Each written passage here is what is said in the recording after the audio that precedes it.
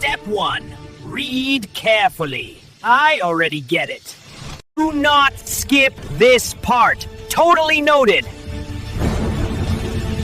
That's literally the rule. It felt optional. The manual warned about this. It's probably outdated. Relax. I've got this. You really don't. And still, we're still on page 1. I'm freestyling. Why are there so many buttons?